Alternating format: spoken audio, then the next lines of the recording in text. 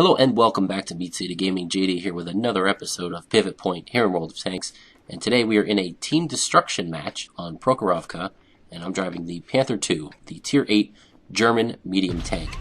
And I think this is probably the first team destruction game that I've put up on the channel, and it's a good one. You'll see why I decided to put this one up in a minute. But just a quick note about the Panther II as I'm driving it in this battle. I have not yet unlocked the top package for it, and the top package includes the gun upgrade all the way through the Panther II grind. Until you get to the top package, you are using the same 76mm gun from the regular Panther at Tier VII, and that gun does a whopping 135 average alpha damage. And while it worked for the Panther, I liked the Panther, the rate of fire was good, and the damage was consistent enough that you could get yourself into positions and pump the gun and unload into your targets and have a good game and still harass your opponents effectively. But the grind when you're in a Tier 8 tank, which sees Tier 9s regularly and Tier 10s not that infrequently, and you're doing 135 damage per shot, even if you get the flank or you get the rear of those tanks, they laugh at 135 damage. That's nothing to them. They can take 10, some of them can take 20 of those hits. So you're not really effective until you get the top gun. When you get the 88mm with the top package, your damage just about doubles to 250 alpha, which I have unlocked since then, and the tank is much better in that state. But as I'm driving it right now, just bear in mind, this is the 76mm 135 average damage gun. So it's a Tier 9 battle, and I've made my way up onto the hill. I feel like in this tank, either you can go to the west and try to snipe, but we didn't really have any scouts go that way and aggressively get into the bushes. So the other thing you can do is try to get up here on the hill and support. So I'm going to try and do that. I do have some friendlies up here. There you go. You can see 126 damage to that STA-1, a Tier 8 Japanese medium tank, and he laughed it off. I mean, it was nothing. He could take a dozen of those hits, and it really wouldn't start to affect him for a long time. So tough to really have an impact in a game with this gun. But I did decide to come up on the hill. There are some allies here. You get some flexibility. You can help spot. You can use the hill to your advantage if you want to rush down it to try and flank or to try and get the side or the rear of another tank. You can do that. And you also usually will have cover down from your own base. You can see there's a couple tanks posted up on the railroad track right near our spawn point. And you can also retreat down the hill if you need to remove line of sight from any tanks of the enemy team that are cresting the ridge. So this is a good spot to be in. I much prefer to spawn to the north in this map. I think it gives you a lot more flexibility and some positions that you can use. But when I'm on the south, if I'm in this tank, this is pretty much where I'm going to come. So we are, doing some work here. We're putting a couple shots in. The STA-1 is not a very well armored tank, so we're able to go through even the turret there as long as we have some clean shots. And we've put a couple in up to this point. And the match is kind of slow at this point, so it's team destruction, and maybe it's a good time to talk about potential strategies for that. So these game modes don't come up an awful lot, and I feel like people don't have, I don't know if the meta has developed to the point where people have an understanding of what they are supposed to do. And you could argue that the meta hasn't developed on console enough yet where people have an idea where to go on any type of map, even if it's a standard battle. But I think because team destruction is so new and so different in how it plays out in a number of aspects, that it's kind of a crapshoot. So for me, in my head, what I think makes the most sense is for everybody to stick together. Again, this is a little map dependent, but in general, I feel like if you stick together in a big group, you're going to run into a part of the enemy team's force, and you'll be able to vastly outnumber them and overpower them and eliminate that flank, and then move on to the rest of the enemies who will then still be outnumbered, and you'll be able to take advantage of that. So the lemming train, if you will, I feel like is kind of the way to go in a team destruction match. If everybody stays together, you'll all encounter a portion of the enemy, you can overwhelm them, and then find the rest of the enemy and hunt them down. Sure, there's also an argument for a well-balanced two-flank attack, but if the enemy team does the opposite, and they all group up and they send all their big heavy tanks and the majority of their tanks on one flank, the same thing will happen. They'll steamroll that flank, and then they'll be able to roll up on the remaining tanks from multiple angles and clean them up. So in my head, I think that's the way that you would be most effective in a random battle. If people stuck together at a good choke point, at a high ground where they have a good view and the enemy has to kind of come up a hill or through a choke point to get to them. But as it stands now, I think that would be the most effective. But I really want to hear other people's thoughts, especially if you've been playing on the PC for longer and have more detailed knowledge, or if you've, a person who's played 1,000 games in the last couple months and you've probably had a good number of team destruction modes as well.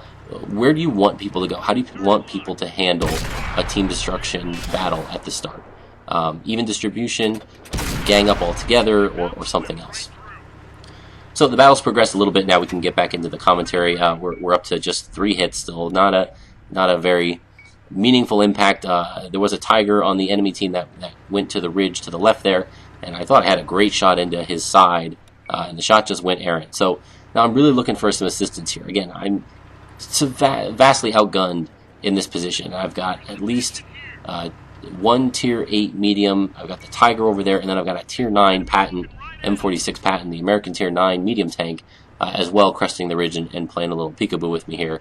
So I'm not going to be able to hold this. I need help. I need some, artillery fire. That would be awesome. Or anything else that's down on that railway. If they could fire up here, that would really be appreciated. Now, thankfully, I have most of my health at this point. I've been able to bounce quite a few shots, which is odd for this tank. The front plate's pretty decent, and it's angled well, and as I'm retreating back over the hill, the angle gets exaggerated. So I've had a couple of nice bounces, a couple of lucky bounces. So we're doing okay in the health department, but if 2 or 3 of these tanks decide to push on me real hard, there's not going to be a lot I can do about it. So there's the Tiger. It's actually a Tiger II, the Tier 8 version of the German heavy, and he went down the slope, and now he's working his way towards our spawn point. So I have a couple shots there to take at him. I do a little more damage, but I'm worried that these mediums here are just going to push if I don't keep an eye on them. So we put a shot in and take out the STA-1, and then we take a second shot and take out the M46 Patent. That's a double kill on 2 very dangerous tanks, one of them a Tier 9. So that was great. Now we have the opportunity to put this gun to work. You can see here the aim time is good, the accuracy is good on this 76mm. It's just the alpha damage. He's still got 3/4 of his health. There's my 3rd hit into him. I mean, he's not feeling these at all. And then he does a snapshot as he's turning his turret while I have my angle fairly well armored up here, and it goes in and does damage. So that was a bit brutal. And then I decided, all right, one more shot, I need to move. So I'm going to try and go down this hill, full speed, but I still take a shot in the rear. So now I'm a 1-hit. I've got almost no health left. Thankfully, the Tiger II catches on fire. But the fire goes out just before the tank gets eliminated. So now I'm trying to delay. Like, I'm not going to be able to take him out. I need help. And then from somewhere I couldn't see, a hidden Jagdtiger, the Tier 9 German tank destroyer, non-turreted. You can see that was his 3rd kill, and he removes me from the game. But don't go anywhere yet. The battle's not over. It's still close. So the scores say 8-9, but you can see here we're actually down 2 or 3 tanks. There's 2, 4, 5 left on the greens, and 2, 4, 6, 7 left. Now it's 4 versus 7 in terms of tanks left in play here. So remember, team destruction, the primary objective is to destroy all the tanks on the opposing team, and then you instantly win. And another reason I mentioned that I don't think I have a... hold on here. The T69, this is Tatorator. I love that gamer tag. He's making a move on a Comet here. This is the Tier 8 American autoloader that leads up to the T54E1 and eventually the T57 Heavy. This is a great tank if you've got the Top Gun on it, and I think Tatorator does. It's a really, really effective and mobile medium tank that can carry games at the end, but you've got to manage the autoloader well. If you get swarmed, you'll empty your clip and you'll be on a long reload, and then you're vulnerable. But he did a nice job there taking out the Comet, getting himself into cover, and the scores have been pulled back a little bit. We've got 4 allies left against 5 enemies. Now, one issue is that one of our allies is artillery, not very mobile. Another is the T-28, the non-turreted American tank destroyer, again, a very slow machine. And another one is the T-95, probably the slowest tank in the game. Again, very well armored, with a very big gun, but very slow, non-mobile tank. So the 2 TDs are in the middle of the map on the ridge line there. Tatorator is kind of out here on his own, far down on the A line, and he's harassing Tiger 88, I believe, on the enemy team that's left. And there was a heavy, the Tiger II, I believe it was, that was still in the match, was advancing towards our TDs from behind, but got taken out. So now this is really, really close. It's 4-4. We've got a battle on our hands here. So again, as I was saying, one of the reasons that I don't get a lot of team destruction battles that are worth putting up on the channel, I think this might be the first one, is they're infrequent. You don't get them as often as you get standard battles or even encounter battles, I believe. But two, the vast majority of these team destruction battles seem to just be completely one-sided affairs.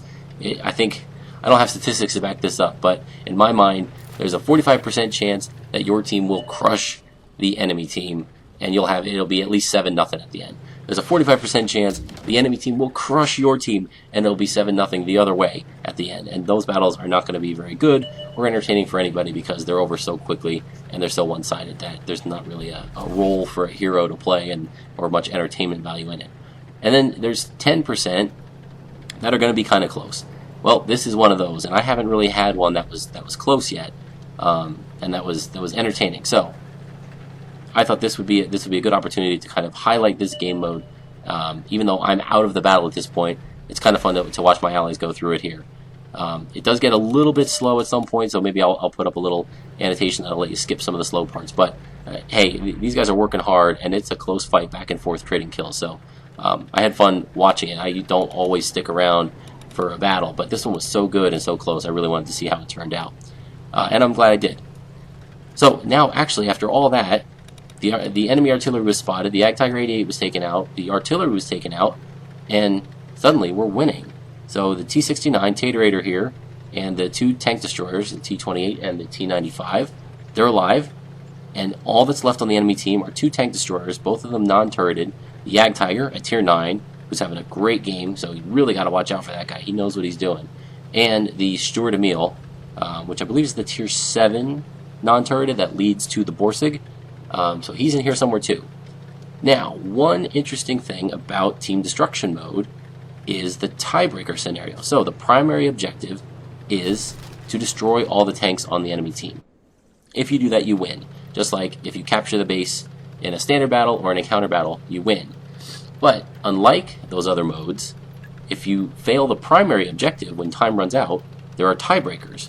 So standard battle and encounter battle, you can have a draw, which means everybody loses, which kind of stinks. But here in Team Destruction, there are two tiebreakers set up, a first tiebreaker and a second tiebreaker, to resolve a winner if not all of the tanks are destroyed. So, one point of reference here, Tatorator ran up on the hill, because that's where I think the Stuart Emil was seen last, and he's going up there to get some vision, but look at where our allies are. We were up 3-2, and they are so far apart. The T-95 and the T-28 are all spread out, so if any one of them gets seen and engaged by the two remaining enemies, they'll be outnumbered, and there's no need for that when you're up 3-2. So it's a little bit of a mistake here. I think it's a lack of communication. Again, this is a random battle. You're going to have this kind of thing. And the fact that the T-28 and the T-95 are so slow that if they have any distance between them at all, for them to get back together is going to be really tough. But Tatorator is trying to spot the enemy and provide some vision. But I think what my allies need to realize here, and what you need to realize in your battles when you're in this situation, the first tiebreaker in a team destruction battle is